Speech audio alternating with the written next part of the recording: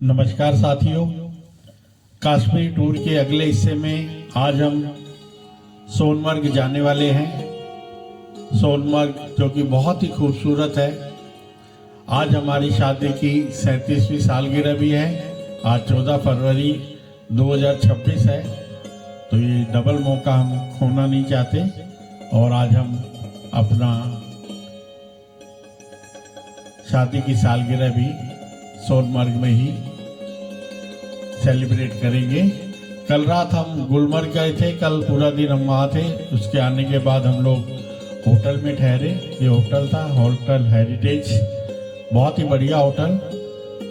इस होटल में हमें ब्रेकफास्ट और डिनर का प्रबंध है। यहाँ पे मोस्टली होटल में यहाँ पे ऐसा ही है, सिर्फ आपको लंच बाहर करना है। ये होटल का बाहर का हिस्सा है।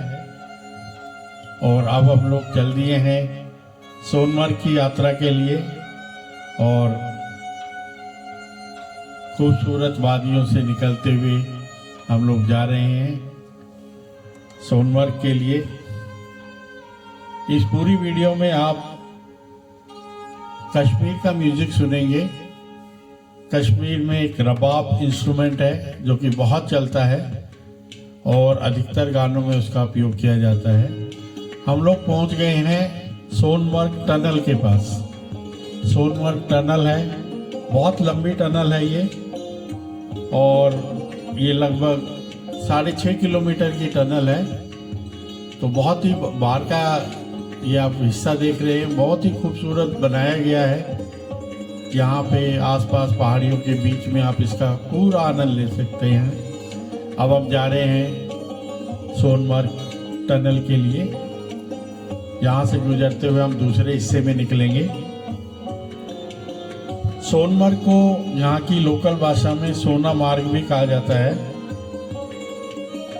जिसे कहते हैं सोने का मैदान।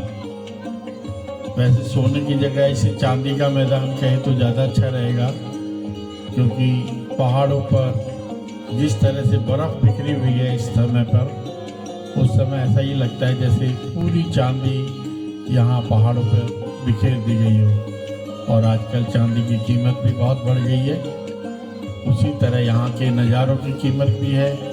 कश्मीर आना और यहाँ के नज़ारों को लेना बहुत साल मिस किया। अब हमें मौका मिला तो हम कश्मीर टूर के लिए आए हैं। बहुत ही बढ़िया टूर है, बहुत एंजॉय कर रहे हैं। और जिन्होंने हमारा ये टूर बनाया है, ऑपरेटर है, वो भी बहुत अच्छे थे। उन्होंने बहुत बढ़िया टूर बनाया है। मैं आपको उसका नंबर और लिंक भी इसके वीडियो के आखिर में दे दूंगा, अगर आप चाहें तो। उनसे बहुत ही रीजनेबल टूर वो बनाते हैं। अब हम लोग टनल से बाहर निकलने की तैयारी में हैं। सामने उजाला दिखाई दे रहा है हमको। बहुत क्या सुंदर नज़ारा, वाह! टनल से निकलते ही कितनी खूबसूरत वादियां हैं, पहाड़ बर्फ से ढके हुए। ये इस समय का नज़ारा है जब हम फरवरी में आए हैं। अक्टूबर से मार्च तक का ये बर्फ का नज़ारा रहता है, और उसके बाद अप्रैल से सितंबर तक यहाँ पे हरियाली छाई होती है, क्योंकि बर्फ ये पेड़ों से पिघल के नीचे हो जाती है और पेड़ों पे पूरी हरियाली छा जाती है। क्या खूबसूरत नज़ारे हैं, बहुत ही सुंदर, बहुत ही खूबसूरत। देखिए बर्फ में चलना, बर्फ में ये वही जो हम जिसका लुत्फ हमने गुलमर्ग में भी उठाया था। तो यहाँ भी वही है, दोनों स्नो बाइक और स्लेजिंग के थ्रू हम लोग यहाँ नीचे से ऊपर गए। पहले स्नो बाइक के थ्रू आए थे, स्नो बाइक पे चल के, स्नो बाइक या स्नो मोबाइल आप जो भी कहना चाहें। और उसके बाद हम लोग स्लेज के थ्रू यहाँ पहुंचे हैं। और ये यहाँ का बहुत ही खूबसूरत पॉइंट है। मोस्टली टूरिस्ट यहाँ के फ़ोटो खिंचवाते हैं और ये लोग जो यहाँ के लोकल लोग हैं, ये भी इस एरिया को डेवलप बताते हैं कि यहाँ पे बहुत फिल्मों की शूटिंग हुई है। जो पीछे का आप एरिया देख रहे हैं, यहाँ पे बजरंगी भाईजान की शूटिंग भी हुई है लेटेस्ट में, और पर्टिकुलर एक एरिया है, उससे आगे आपको जाने नहीं देते। तो बजरंगी भाईजान की शूटिंग काफ़ी एरिया में हुई है, कुछ एरिया गुलमर्ग का एरिया भी था, और यहाँ सोनमर्ग के इस एरिया में तो बहुत बढ़िया शूटिंग हुई है। ये पीछे का पूरा नज़ारा उस फिल्म में आपको दिखाई देगा। बहुत ही खूबसूरत नज़ारे देखने को आपको मिल रहे हैं।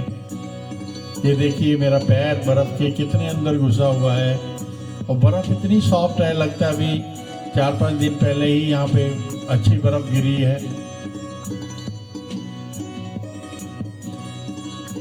इस स्लेज के थ्रू अब हम स्लेज राइड का आनंद लेंगे, और वापसी की तैयारी है। हमने यहाँ पे खूबसूरत नज़ारे देखे और अब वापसी की तैयारी कर रहे हैं। हम वापस यहाँ स्लेज राइड करते हुए हम लोग एक नीचे के पॉइंट पे पहुँचेंगे। वहाँ पे कुछ देर रुकने के बाद वहाँ से आगे का स्नो मोबाइल या स्नो बाइक के थ्रू हम बिल्कुल नीचे जाएंगे। तो अभी हम लोग आगे बढ़ रहे हैं। बहुत ही खूबसूरत नज़ारे देखिए, मज़ा आ गया, क्या बात है।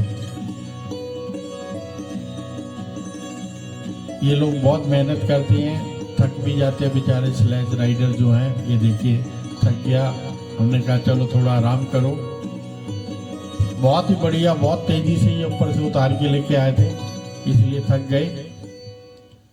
बहुत मेहनत करते हैं, मेहनत का पैसा लेते हैं, तो हमें इनको पैसा देने में कोई कोताही नहीं बरतनी चाहिए। हम लोग आए हैं यहाँ खर्चा करने के लिए ही आए हैं।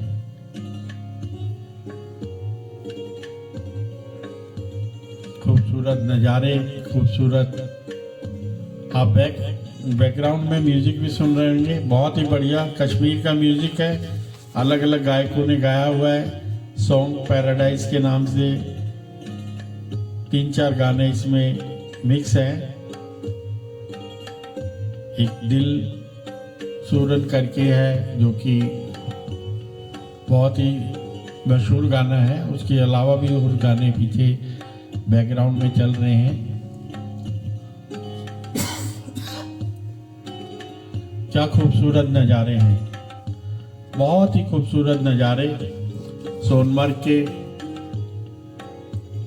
अब ये दोनों में कंपटीशन रहता है कि गुलमर्ग ज़्यादा अच्छा है या सोनमर्ग ज़्यादा अच्छा है। तो मेरे हिसाब से दोनों का अपना महत्व है, दोनों अपनी जगह पे खूबसूरत है, बहुत ही सुंदर है।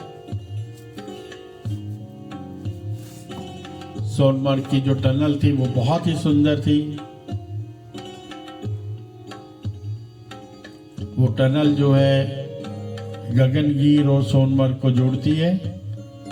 सोनमर्ग जो है ये गंदरबल डिस्ट्रिक्ट के अंदर आता है। आपने सुना भी होगा बहुत न्यूज़ में गंदरबल के बारे में, फिल्मों में भी बहुत उसकी बात की जाती है। और जो टनल का उद्घाटन भी बहुत निकट भविष्य में ही किया गया है। 13 जनवरी 2025 को प्रधानमंत्री श्री नरेंद्र मोदी जी ने किया था और देश को उसको समर्पित किया था।